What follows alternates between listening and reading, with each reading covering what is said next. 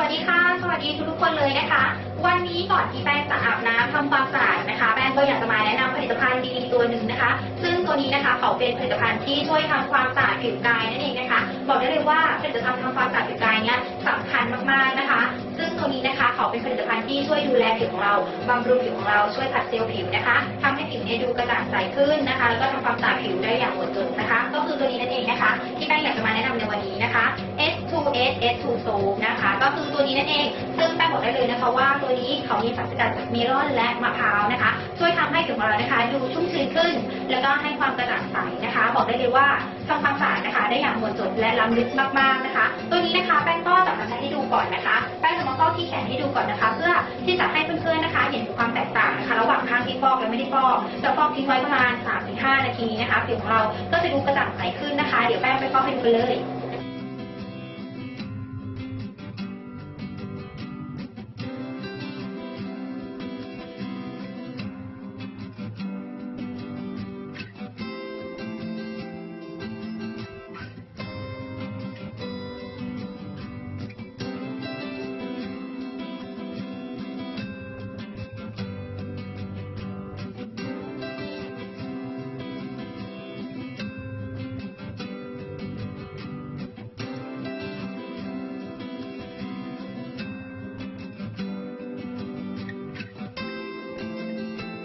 แป้งนะคะก็ได้ลองใช้ที่ดูไปแล้วเนาะเห็นไหมคะเพื่อนว่าเขามีความแตกต่างนะคะตั้งแต่ครั้งแรกที่ใช้ช่วยทำให้ผิวของเราดูกระจ่างใสนะคะแล้วก็ช่วยขัดเซลล์ผิวได้ดีมากๆเห็นไหมคะเพื่อนว่าตัวนี้นะคะเขามีสรรพคุณช่วยได้หลายเรื่องมากๆจริงๆนะคะคนไหนที่อยากมีสุขภาพผิวที่ดีนะคะมีผิวที่กระจ่างใสนะคะให้ลองไปหาซื้อใช้กันได้นะคะราคาเพียงแค่ก้อนละ69 บาทเท่านั้นนะคะถ้าคนไหนอยากเป็นตัวแทนก็ซื้อไปเลยนะคะก้อนราคาเพียงแค่500 บาทเท่านั้นนะคะแล้ววันนี้แป้งต้องขอตัวลาไปอาบน้ำต่อก่อนนะคะเพื่อนๆคนไหนอยากมีผิวดีผิวสวยก็ลองไปใช้ได้เลย